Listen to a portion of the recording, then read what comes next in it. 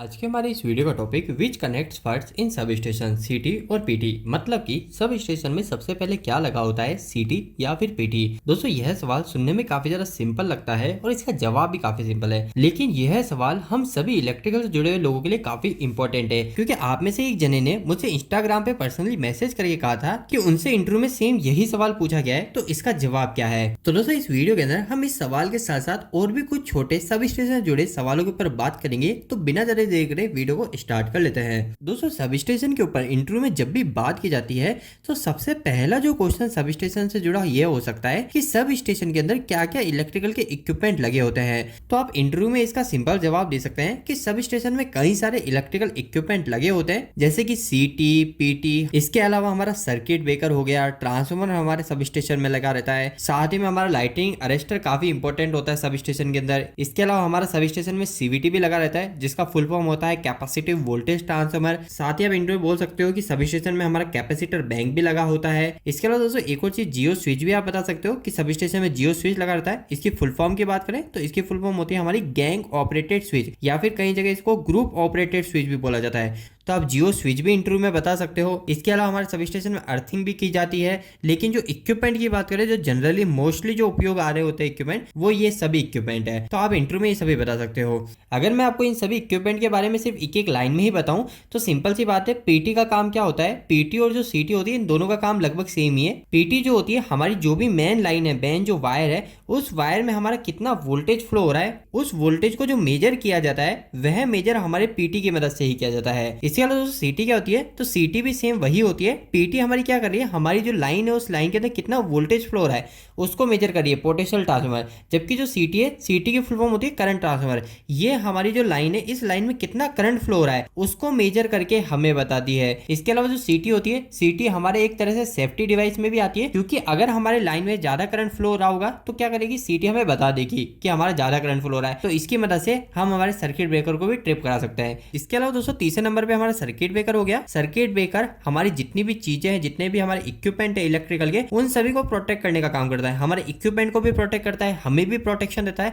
सभी तरीके की प्रोटेक्शन जो है वो सर्किट ब्रेकर देता है। सर्किट ब्रेकर की क्या क्या प्रोटेक्शन हो सकती है अगर मैं आपको थोड़ा बताऊं तो हो गई हमारी ओवरलोड हो गई, शॉर्ट सर्किट हो गई, हमारा ग्राउंड फॉल्ट हो गया, अर्थ फॉल्ट हो गया। इसके अलावा कहीं पे हमारा ज्यादा लीकेज हो रहा है तो उस लीकेज को भी हमारा प्रोटेक्ट करेगा। तो सर्किट ब्रेकर जिस तरीके से एडवांस सर्किट ब्रेकर आते हैं, जैसे एसी भी हो गया, एयर सर्किट ब्रेकर, वीसी भी हो गया, वैक्यूम सर्किट ब्रेकर, तो जैसे जैसे हमारे सर्किट ब्रेकर के अलग अलग टाइप्स होते हैं वैसे वैसे ही वो अलग अलग टाइप की प्रोटेक्शन देता है। अगर आपको दोस्तों इनमें से किसी भी इक्विपमेंट के ऊपर डिटेल में जानना है तो आप मुझे कमेंट कीजिएगा, मैं इसके ऊपर डिटेल में बात करूंगा। लेकिन अभी मैं आपको सिंपल सी लाइन में बता रहा हूँ। इसके बाद में नेक्स्ट हमारा ट्रांसफार्मर सब स्टेशन में लगा रहता है। ट्रांसफार्मर का काम क्या होता है, ये हमारे वोल्टेज को हमारी रिक्वायरमेंट के अनुसार देता है। मतलब कि जैसे हमारी जो ट्रांसमिशन लाइन है, उस ट्रांसमिशन लाइन में आ रहा है 11 kV, 11,000 वोल्टेज, लेकिन हमको 11,000 वोल्टेज की जरूरत नहीं है, हमें सिर्फ 415 वोल्टेज की जरूरत है। तो हम क्या करेंगे, 11 kV से 415 वोल्टेज में कन्वर्ट करने वाला एक ट्रांसफार्मर ले आएंगे, जिसे हम स्टेप डाउन ट्रांसफार्मर बोलते हैं। वो ट्रांसफार्मर लाके हमारे सब स्टेशन में लगा देंगे। तो ट्रांसफार्मर का काम क्या है, ट्रांसफार्मर का काम सिंपल सा है, हमारी रिक्वायरमेंट के अनुसार हमें वोल्टेज कम ज्यादा करके देना हमारा ट्रांसफार्मर होता है। इसके अलावा नेक्स्ट हमारी लाइटनिंग अरेस्टर हमारे सब स्टेशन में लगी रहती है। लाइटिंग अरेस्टर का काम भी सिंपल सा है। लाइटिंग अरेस्टर का काम आप इसके नाम से ही पता कर सकते हो। लाइटनिंग का मतलब क्या है, हमारी जो बिजली गिरती है, आकाशीय बिजली जो हमारी बारिश के समय होती है, वो जो बिजली गिरती है उससे प्रोटेक्ट करना, उसको अरेस्ट करना हमारा लाइटिंग अरेस्टर का काम होता है। तो ये जो लाइटिंग अरेस्टर होता है, हमारा जो भी सब स्टेशन होता है ना, उस सब स्टेशन के आप ऊपर की साइड देखोगे एक वायरिंग करी होती है, यानी पूरे सब स्टेशन के ऊपर से एक वायर जा रहा होता है, या फिर एक साइड में हमारा एक अरेस्टर लगा दिया जाता है। तो ये अरेस्टर जो होता है, ये कभी बिजली गिरती है तो बिजली को हमारे दूसरे इक्विपमेंट पे नहीं गिरने देगी, मतलब हमारे ट्रांसफार्मर पे नहीं गिरने देगी, हमारे सीटी पीटी पे नहीं गिरने देगी। ये अरेस्टर बिजली को खुद के ऊपर गिराता है और बाद में जब ये बिजली इसके ऊपर गिरती है तो ये हमारी इसके थ्रू ग्राउंड हो जाती है। तो ये लाइटिंग अरेस्टर होता है। इसके अलावा दोस्तों सीवीटी भी हमारे सब स्टेशन में लगी रहती है। सीवीटी के ऊपर कई सारे लोग कंफ्यूज रहते हैं।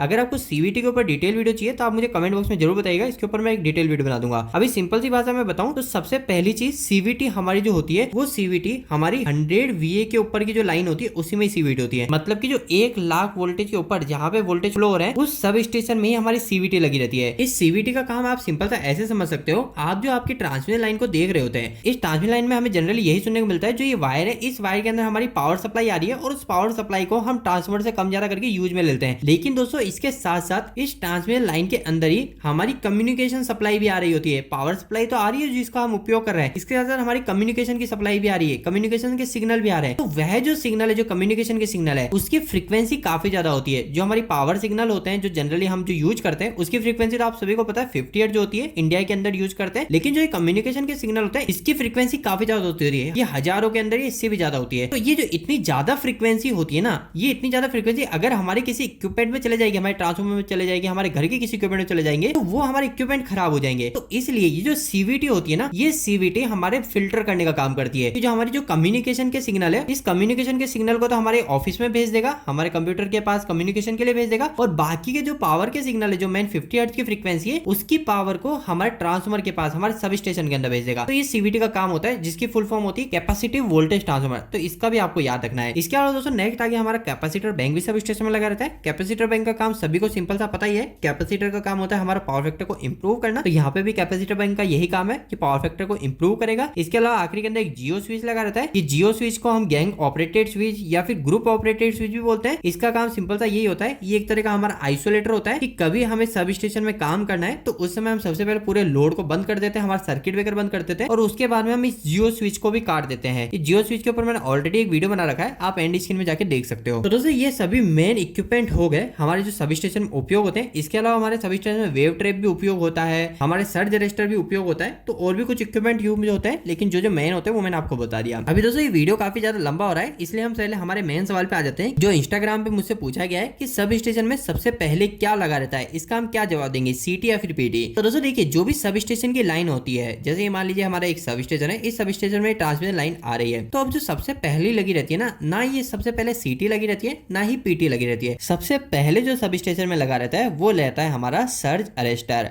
अभी आप बोलेंगे सर्ज अरेस्टर क्या चीज है, इसका क्या काम होता है। तो दोस्तों देखिए, इसको मैं आपको बिल्कुल सिंपल से तरीके से समझाता हूँ। जैसे कि मान लीजिए हमारी ट्रांसमिशन लाइन है, ये अब हमारी सब स्टेशन के अंदर आ गई, तो ये हमारा सब स्टेशन है। अब हम क्या करते हैं, सबसे पहले यहाँ पे एक सर्ज अरेस्टर लगाते हैं। ये सर्ज अरेस्टर का काम सिंपल सा होता है कि हमारी जो ट्रांसमिशन लाइन है, जो ये इतनी बड़ी ट्रेवलिंग करके आई है, इस लाइन में किसी भी कारणवश हमारा कोई करंट की वैल्यू एकदम से बढ़ तो नहीं गई, हमारा कोई सर्ज तो नहीं आ गया। सर्ज का मतलब क्या है, सर्ज का मतलब सिंपल सा एकदम से हमारा कोई जर्क आना, यानी हमारी जैसे मान लीजिए करंट की वैल्यू कुछ इस तरीके से है, लेकिन एकदम से कुछ जर्क आया, जैसे कि मान लीजिए इधर शॉर्ट सर्किट हो गया, तो क्या हो गया, हमारे एकदम से करंट की वैल्यू बढ़ गई। तो ये क्या हो गया, एक जर्क आया, हमारी वैल्यू काफी बढ़ गई। या फिर बोल सकते हो इधर कोई लाइटनिंग गिरी थी आसपास, लेकिन थोड़ा सा इफेक्ट इस हमारी ट्रांसमिशन लाइन पे भी आया, तो इसकी वजह से भी हमारा एकदम से करंट बढ़ गया। इसी तरीके से और भी कई सारी चीजें हो सकती है जिसकी वजह से हमारे जर्क आ सकते हैं ट्रांसमिशन लाइन में, और हमारी जो करंट की वैल्यू है वो एकदम से काफी ज्यादा हाई हो सकती है, उसकी वजह से हमारी फ्रीक्वेंसी भी बढ़ सकती है। तो ये जो सभी प्रॉब्लम आ सकती है, इन सभी को रोकने के लिए भी हमें एक अरेस्टर को लगाना पड़ता है, जो कि इन सभी चीजों का अरेस्ट कर ले। जैसे कि मैंने आपको बताया था कि जो लाइटनिंग अरेस्टर है, वो लाइटनिंग अरेस्टर को क्या करते हैं, हमारी जहां पे भी पावर सप्लाई है उसके हम टॉप पर लगा देते हैं, ताकि जो भी बिजली गिरेगी वो बिजली को वो हमारा लाइटिंग अरेस्टर ही अरेस्ट कर लेगा,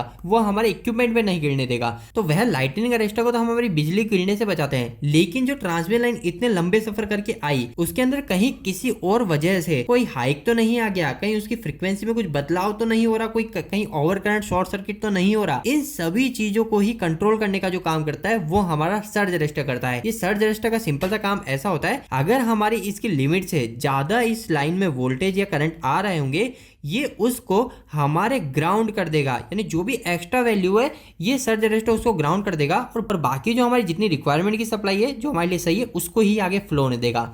अब इसके बाद में दोस्तों सर्ज अरेस्टर से निकली सप्लाई के बाद में हम क्या लगाते हैं, इसके बाद में दोस्तों आप अधिकतर केस में देखोगे, अगर 100 VA के ऊपर की लाइन है, मतलब कि हमारी 1 लाख वोल्टेज के ऊपर की लाइन है, तो पहले आपको हमेशा CVT देखने को मिलेगी। जैसे कि मैंने आपको पहले बताया कि CVT का क्या काम होता है, ये CVT का काम होता है हमारी जो ट्रांसमिशन लाइन है, इस ट्रांसमिशन लाइन में हमारी जो एक्चुअल में हमें पावर, हमारे जो इक्विपमेंट को चलाने वाले जो सिग्नल है उसको अलग जगह भेजना, और हमारी जो कम्युनिकेशन के सिग्नल है उसको हमारे अलग जगह भेजना। तो ये जो CVT होती है, CVT वही काम करती है। तो सर्ज अरेस्टर के बाद में हमारे CVT को लगाया जाता है, और इस CVT से सप्लाई निकलने के बाद में हमारे CT को, करंट ट्रांसफार्मर को लगाया जाता है। लेकिन यह तो हमने बात करी जो 100 kV के ऊपर की लाइन है, लेकिन अगर हम 100 केवी के ऊपर की लाइन की बात नहीं करें, हम बात करें 11 केवी से जो 415 में हमारा सब स्टेशन कन्वर्ट कर रहा होता है उसकी बात करें, तो इसके अंदर क्या होता है, हमारी सबसे पहले लाइन आती है वो पहले सर्ज रजिस्टर में ही जाएगी ताकि हमारी लाइन में अगर कोई सर्ज आए तो वो हमको प्रोटेक्शन मिल जाए। इसके बाद में दोस्तों हम जनरली पीटी को पहले लगा रहे होते हैं। यहाँ पर आप एक बार ध्यान रखिए कि पीटी पहले लगाए या सीटी पहले लगाए, ऐसा बिल्कुल भी कोई भी इशू नहीं है, पहले सीटी को भी लगाया जा सकता है। लेकिन अधिकतर केस में अगर हम देखते तो वहां पर आपको जनरली पीटी ही देखने को मिलती है। लेकिन ऐसा बिल्कुल भी नहीं कि आप पहले सीटी को नहीं लगा सकते, पहले सीटी भी लगती है। कई जगह पर पहले सीटी लगा दी जाती है फिर पीटी को लगा दिया जाता है। लेकिन दोस्तों यहाँ पर ध्यान रखने वाली बात एक ये आ जाती है कि कभी भी जो सीटी होती है इस सीटी को हमेशा सीरीज में लगाया जाता है, जबकि जो पीटी होती है इस पीटी को पैरेलल में लगाया जाता है। ये सीरीज और पैरेलल क्या है, इसको सिंपल सा आप नॉर्मल तरीके से समझ लीजिए। जैसे कि मान लीजिए हमारी ट्रांसमिशन लाइन है, ये लाइन के अंदर अगर हमको पहले पीटी को लगाना चाहते हैं तो मैंने बताया पीटी को पैरेलल में लगाते हैं। तो पैरेलल में लगाने के लिए क्या करेंगे, हमारे आर सप्लाई ले लेंगे, एक येलो वायर ले लेंगे और एक ब्लू वायर ले लेंगे और इनको ले जाके हमारे पीटी में जोड़ देंगे, तो हमारे पीटी का कनेक्शन हो गया। लेकिन अगर आप सीटी की बात करें, सीटी में कैसे जुड़ेगा, तो ये हमारी सीटी है, तो सीटी में सबसे पहले हमारा आर सप्लाई जाएगी, फिर येलो सप्लाई इधर जाएगी और फिर ब्लू सप्लाई जाएगी। और इसके बाद में हमारा जो ये लोड है ना, इस लोड को हम डायरेक्ट यहाँ से सप्लाई नहीं देंगे, हम सीटी के अंदर से वायर निकाल के, सीटी के आउटपुट से वायर निकाल के फिर हमारे देंगे। जबकि आप पीटी के केस में देख रहे थे, पीटी के अंदर हमने क्या किया, हमारी डायरेक्ट ही सप्लाई जो जा रही है उसको जाने दिया, बस यहाँ से एक वायर को उठाया और डायरेक्ट पीटी में ले जाके जोड़ दिया। तो ये तो हो गया हमारा पैरेलल कनेक्शन। लेकिन सीरीज कनेक्शन में क्या होता है, हम सप्लाई को इस इक्विपमेंट के अंदर से ही निकालते हैं, दूसरी साइड से नहीं निकाल रहे होते हैं। तो ये आपको ध्यान रखना है, सीटी का कनेक्शन हमारे साथ सीरीज में होता है और पीटी का कनेक्शन हमेशा पैरेलल में होता है। लेकिन सीटी को पहले लगाए या पीटी को पहले लगाए ऐसा कोई भी इशू नहीं है, पर जनरली अगर हम ज्यादातर देखेंगे तो हमारे पीटी को पहले लगाया जाता है सब स्टेशन के अंदर। तो दोस्तों उम्मीद करता हूं आज के इस वीडियो के अंदर मैंने आपके इस सवाल के साथ साथ और भी आपके सब स्टेशन जुड़े कंफ्यूजन को क्लियर करा होगा। आपको यह वीडियो कैसा लगा प्लीज इस वीडियो को लाइक करके जरूर बताएं। अगर आपका कोई भी सवाल इस वीडियो के प्रति आप मुझे नीचे कमेंट बॉक्स में कमेंट करके पूछ सकते हैं। आज के लिए इतना ही, धन्यवाद।